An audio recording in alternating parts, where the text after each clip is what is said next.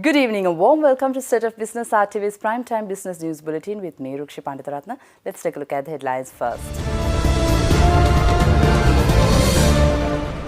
Evacuated Mithudamula families to get housing allowance as one-off payment. And Prime Minister says too much powers in executive led to debt accumulation. And today on Top Stories, President Maithripala Sirisena has instructed the officials to pay a monthly allowance of 50,000 rupees each for 3 months to families evacuated from the high-risk area around the Mithudamula garbage dump in one payment. The payment is made to eliminate the difficulties faced by the people to pay advance to rent houses. The President gave these instructions during a meeting held at the Presidential Secretariat today on streamlining the waste management in Colombo and its suburbs. President Sirisena informed the officials to present the strategies prepared by local authorities for waste management and further instructed the officials to summon all the assistant commissioners of local governments to meet him. The President also instructed the Environmental Authority to submit a report to him regarding the officials who travelled overseas for training and observation tours on waste management during the last 5 years. Prime Minister Ranil Wickremesinghe says the executive exercised too much powers during the last regime and it contributed to the rising foreign debt of the country. The Prime Minister said this addressing the regional meeting of young parliamentarians of the Asia Pacific, which began in Colombo today. The two-day event was held under the theme, The Role of Young Parliamentarians in Advancing Inclusive and Peaceful Societies and Preventing Violent Extremism. More than 50 young parliamentarians from Asia-Pacific countries gathered here to discuss their role in advancing inclusive and peaceful societies in order to prevent violent extremism in the region. The meeting was jointly convened by the Inter-Parliamentary Group, Sri Lanka Parliament and the United Nations Development Programme. The role of Parliament became critical in the last Parliament and before, when it was felt that the executive was taking on too much of power, that even traditionally the role of the backbenchers of the government was being reduced. In the country there was a feeling among most political parties that the Parliament was being disregarded. Strengthening the executive meant not so much the strengthening of the cabinet but the strengthening of officials and our bureaucracy. We also were of the view that the powers of public finance in Parliament had not been sufficiently strengthened, as a result of which we are now paying back a huge debt that had been borrowed in the last 5 years. Parliament was strengthened, then many members of Parliament, both belong to the government benches and the opposition, could have highlighted some of the issues and helped to control it.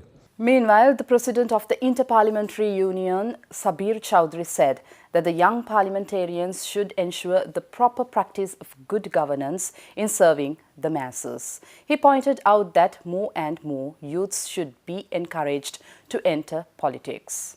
Look at governance. I know governance can sometimes be a very technical issue, but it is essentially a question of how we do what we do. Can we do this better? Can we be more inclusive in our service delivery?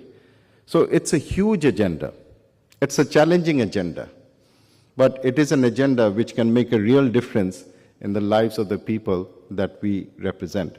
After all, at the end of the day, if the Parliament fails to represent the aspirations of the people, then we are not just failing ourselves, but we are also failing the communities that we represent. Parliamentarian Bandula Gunawardene, along with several other lawyers, have filed a case in the Supreme Court against the proposed foreign exchange bill.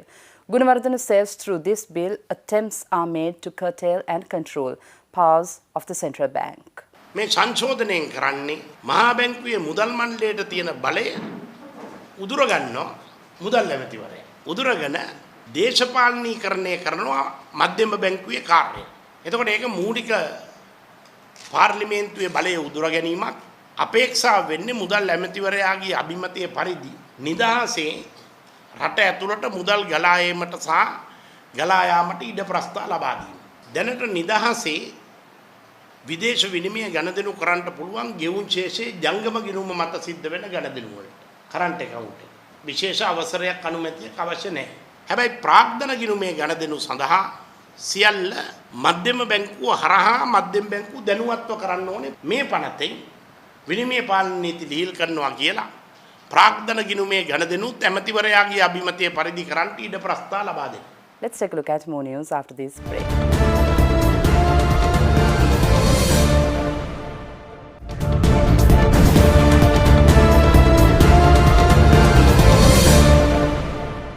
Welcome back. Asia Capital PLC and Belluna of Japan are investing $54 million for a 4-star hotel in Colombo.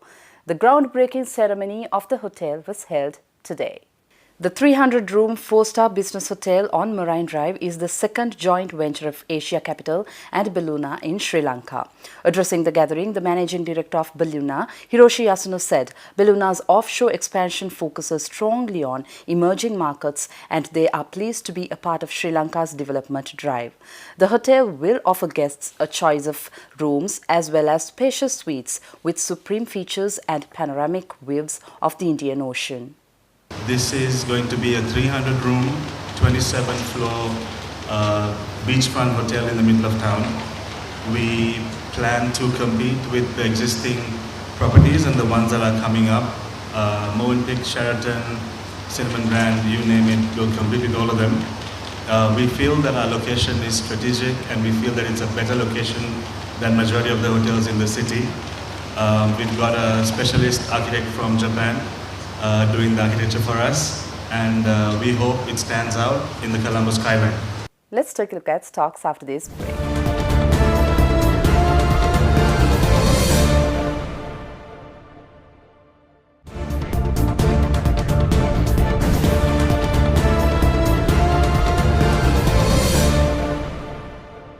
Welcome back.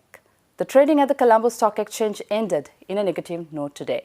The all-share price index dropped by 13.18 points to close at 6,492.77, and the S&P SL20 index dipped 14.68 points to close the session at 3,702.96. The turnover was 986.6 million rupees and 39.3 million shares were traded.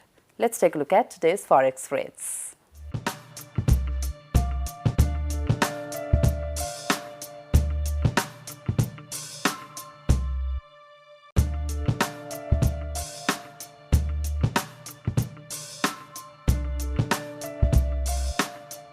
Thank you for watching State of Business. See you tomorrow at the same time. Till then, take care. Good night.